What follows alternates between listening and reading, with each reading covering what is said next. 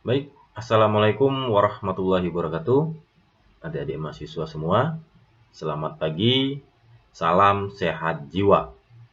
Semoga adik-adik mahasiswa semua pada pagi hari ini kondisinya dalam kondisi yang baik semuanya dan dalam kondisi yang sehat jiwanya.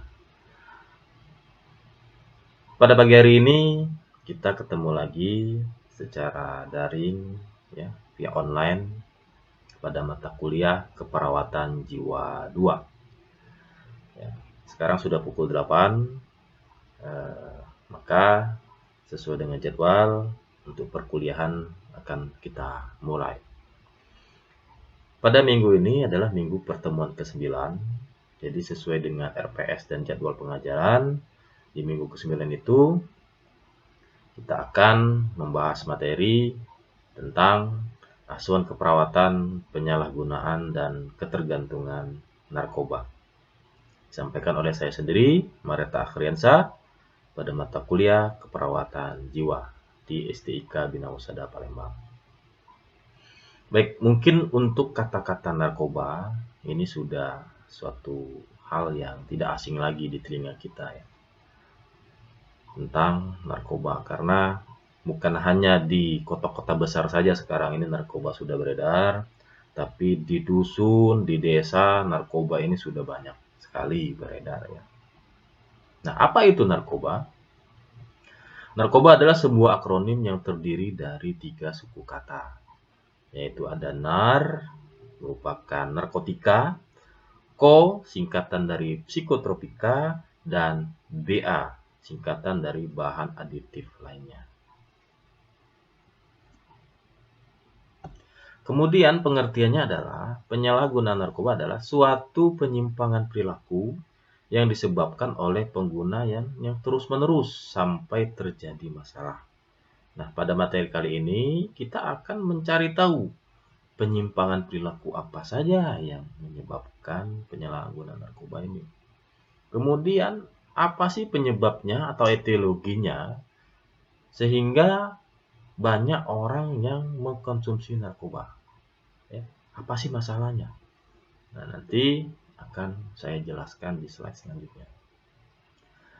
Narkoba ini bekerja di dalam tubuh yang mempengaruhi terjadinya perubahan. Ya, perubahan perilaku, alam perasaan, memori, proses pikiran, kondisi fisik, ya, kemudian bisa menyebabkan kerusakan otak. Ya. Jadi untuk narkoba ini, otak yang dirusak adalah di bagian otak PFC, ya, yang namanya prefrontal cortex. Jadi PFC inilah yang membedakan antara otak manusia dan otak hewan. Jadi ketika PFC ini rusak, maka perilaku kita ya itu tidak jauh beda nanti dengan hewan. Nah, itulah dampak negatif dari narkoba.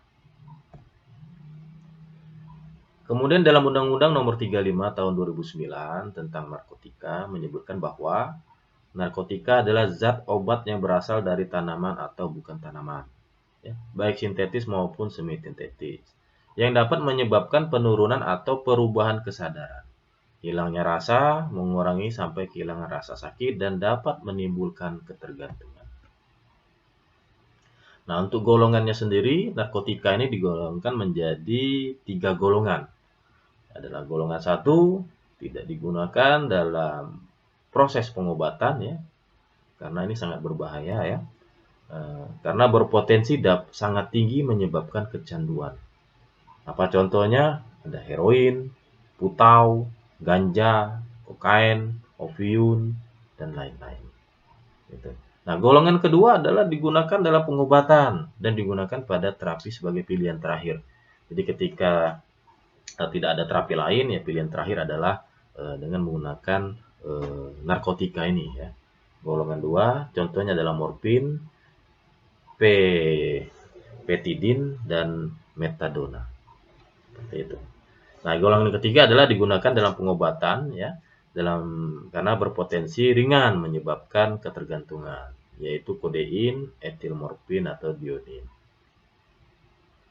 Nah, ini contohnya ya. Nah, ini narkotika, ada ganja, sabu, ekstasi, ya, diklona, alprazolam, ya, tirak, tembakau gorila, kemudian mushroom. Nah, ini contoh dari narkoba. Nah, kemudian golongan psikotropika ini dibagi menjadi 4 golongan. Nah, golongan pertama digunakan untuk tujuan ilmu pengetahuan juga, ya. Dalam terapi mempunyai potensi amat kuat, ya, mengakibatkan sindrom ketergantungan. Yaitu ada lisergid, katinona, metkatinona, psilocybin, ya. Nah, golongan kedua ini digunakan sangat terbatas dalam pengobatan, ya. Golongan 3 digunakan dalam pengobatan dan tujuan ilmu pengetahuan, ya. Dan golongan keempat ini sangat luas digunakan dalam pengobatan terapi, ya. Biasanya diazepam, ya, di rumah sakit atau di apotik udah ada disediakan, ya, obat-obat, ya. Isinya diazepam, flurazepam, phenobarbital, dan nitrazepam, dan lain-lain. Nah, bahan aditif berbahaya lainnya adalah bahan obat baik alamiah maupun sintetis bukan narkotika yang dapat menyebabkan kecanduan dan berakibat fatal bila berlebihan. Tuh. Ya, kenyataan yang dapat dipungkiri bahwa bahan-bahan berbahaya ini sebenarnya berada di sekitar kita, ya. Contohnya adalah jamur dari kotoran binatang, ya, buah kecubung, lem ibon, ya, inhalants, dan tiner. Ya, tiner ini untuk cat, ya. Nah, ini banyak berada di sekitar kita. Nah, kalau tidak diawasi, tidak diantisipasi, ya, nanti bisa membuat narkoba dari bahan-bahan yang seperti ini, yang efeknya itu sangat merusak tubuh kita. Nah, ini contohnya, ya, beberapa zat aktif dan efektif pada tubuh bila dikonsumsi adalah inhalants, ya. Biasanya dihisap, ya, jadi pengaruhnya ini melalui inhalasi, ya, saluran pernapasan, ya. Jadi dihisap aromanya melalui hidung atau istilahnya itu ngelem, ya. Dapat menimbulkan efek samping, kepalanya berat, bermimpi, hilang kesadaran, mata merah, hilang nafsu makan, dan mual. Bila overdosis, ya, bisa menyebabkan pingsan, tidak sadar, ya. Bahkan dapat menyebabkan kematian mendadak. Nah, apabila putus obat, dapat menyebabkan nyeri otot, tulang, dan sendi, berkeringat, serta mengamuk. Ini efek bahaya sekali, ya. Nah, kemudian ini jamur kotoran kerbau. Nah, jadi, ya, gimana nih yang di kampungnya atau desanya banyak kerbau, ya. Nah, ini hati-hati ketika ada kotoran, ada jamur tumbuh di sana, ini sangat berbahaya, ya, ketika dikonsumsi. Ya, jadi sembarangan mau mengkonsumsi jamur, ya, dimasak nanti ngeplay semua, mabuk semua nanti. Gitu, ya. Ini jika putus juga dapat menyebabkan letih, nyeri otot, gelisah, hilang nafsu makan. Nah, penyalahgunaan nafza ini dapat mengalami kondisi lanjut, yaitu ketergantungan nafza, ya. Yaitu suatu kondisi yang cukup berat dan parah sehingga mengalami sakit yang cukup berat. Ya. Kondisi ini juga ditandai dengan adanya ketergantungan fisik, yaitu sindrom putus obat atau toleransi. Sindrom putus obat ini suatu kondisi di mana individu yang menggunakan nafza menurunkan atau menghentikan penggunaan nafzanya. Biasanya digunakan akan menimbulkan gejala kebutuhan biologis terhadap nafza tersebut. Ya, itu nama istilahnya seperti yang sering disebut orang-orang itu sakau, gitu, ya. Nah, toleransi adalah suatu kondisi klien yang menggunakan nafza memerlukan peningkatan jumlah nafza yang dikonsumsi untuk mencapai tujuan yang dikehendakinya. Nah, ini dampak penyalahgunaan nafza, ya, narkotika, gitu, ya. Dampak terhadap fisik, dampak terhadap psikis, dan dampak terhadap lingkungan sosial, gitu. Karena ketika mengkonsumsi nafza yang saya sampaikan tadi bisa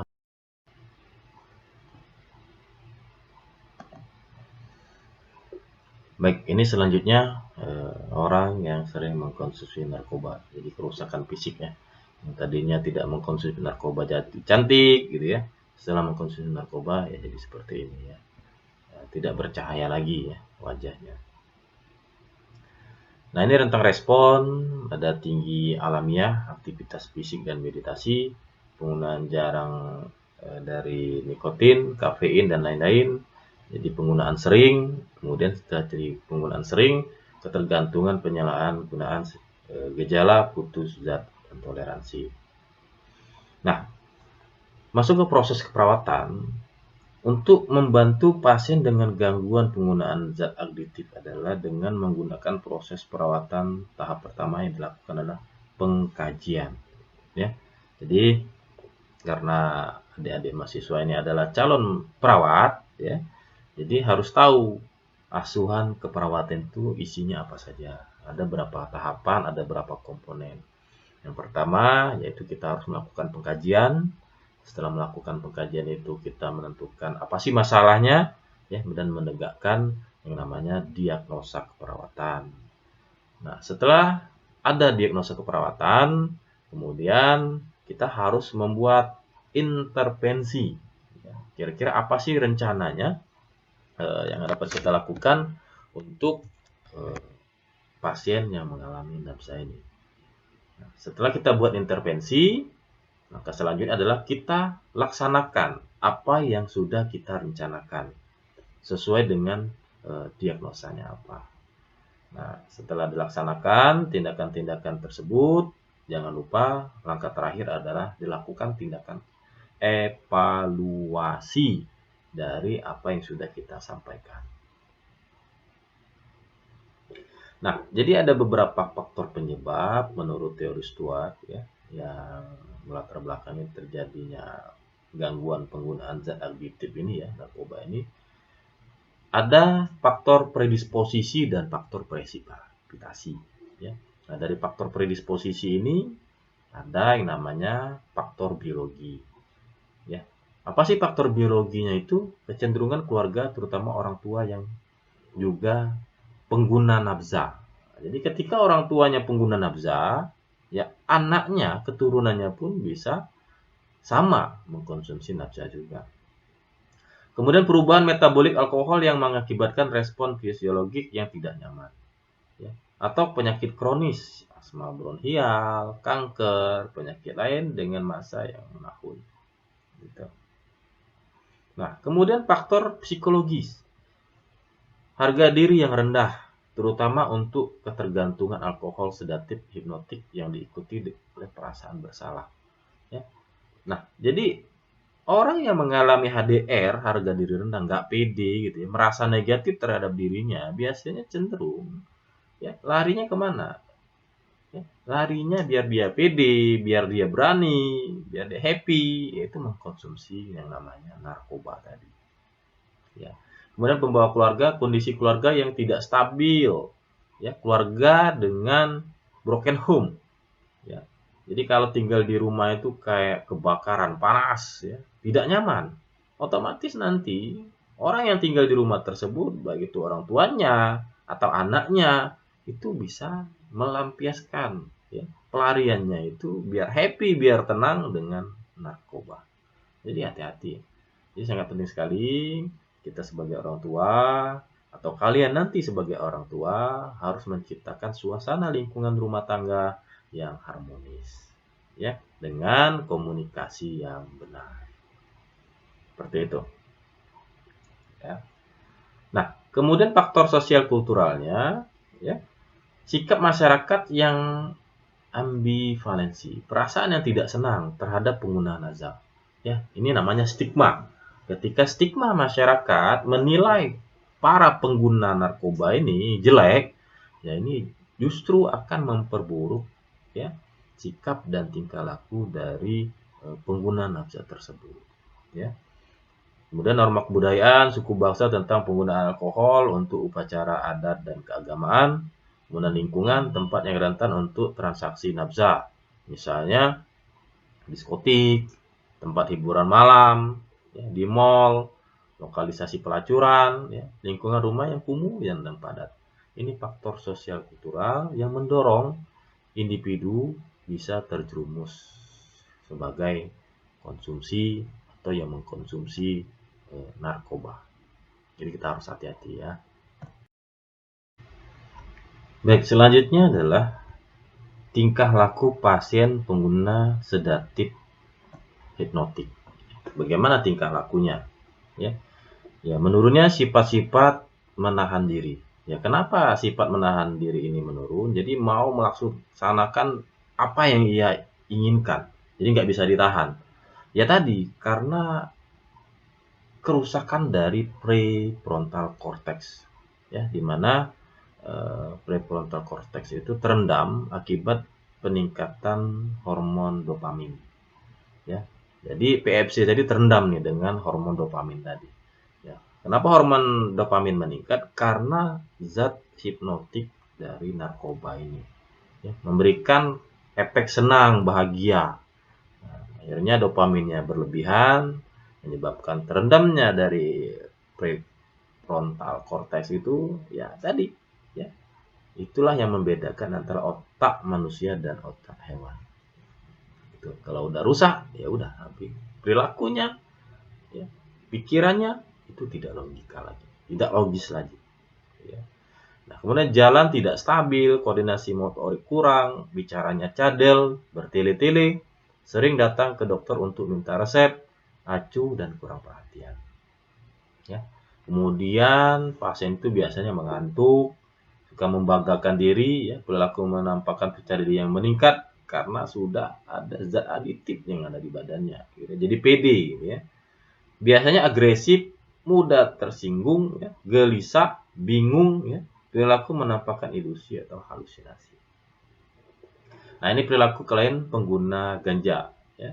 Biasanya gembira, mondar-mandir dan cemas, ya, gerakan tidak terkoordinir, mengantuk, tampak lebih bodoh karena terganggu proses kognitifnya.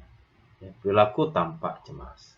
Nah, ini pengguna alkohol, ya, perilakunya sikap bermusuhan, kadang-kadang bersifat murung, ya, berdiam diri, suara keras, bicara cadel dan kacau. Nah, kalau konsumsi alkohol ini biasanya agresif, ya, mudah tersinggung, mudah marah, ya, ngamuk, ya. Minum alkohol tanpa kenal waktu, koordinasi motorik terganggu, akibatnya cenderung dapat kecelakaan. Ya. Ini perilaku pasien pengguna opioida. Oke, kita cut. Di cut.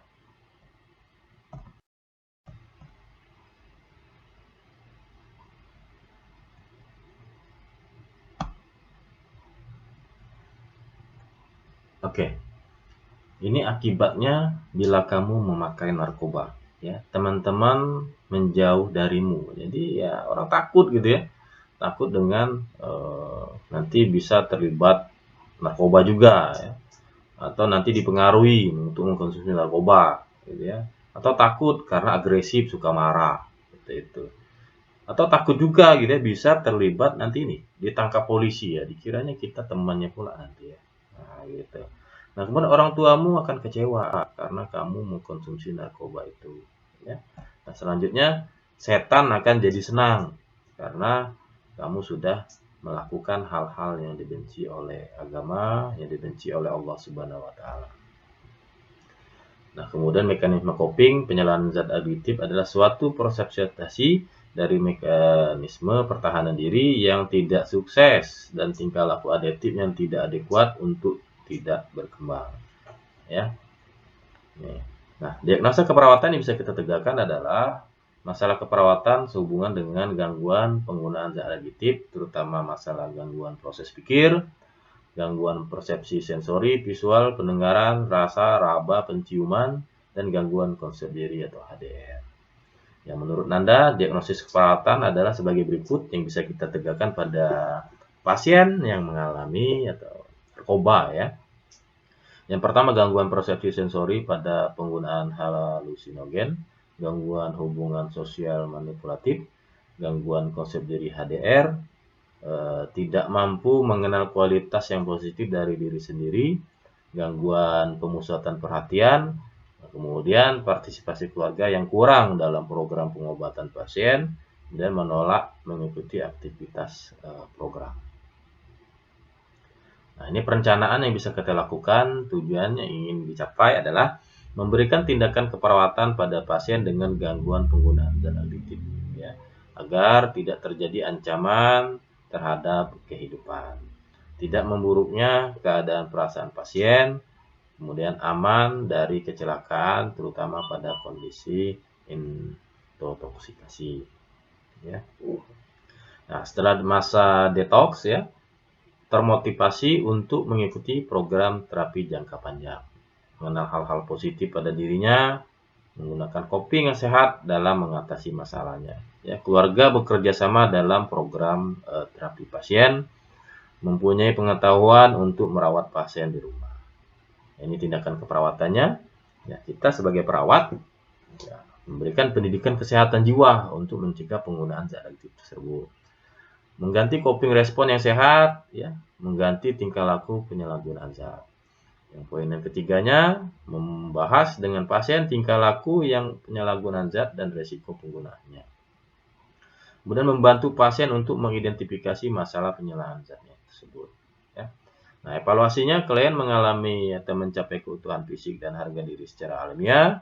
Tingkah laku klien merefleksikan meningkatnya pengertian tentang adanya hubungan antara stres dengan kebutuhan untuk menggunakan nafsa. Jadi pada kondisi pasien yang atau individu yang mengalami stres, depresi, itu berkemungkinan sangat besar untuk pelariannya dalam kondisi penggunaan nafsa, biar dia tenang, biar happy, seperti itu, ya. Nah, kemudian terima kasih. Ya. Baik, inilah pemaparan dari saya. Selanjutnya kita buka sesi diskusi. Jadi adik-adik mahasiswa, jika ada yang mau didiskusikan silakan, ya. Kita buka sesi diskusi terkait materi yang sudah saya sampaikan. Mungkin ada beberapa hal dari adik-adik mahasiswa yang belum paham, ya, terkait apa yang sudah saya sampaikan. Oke, saya persilakan.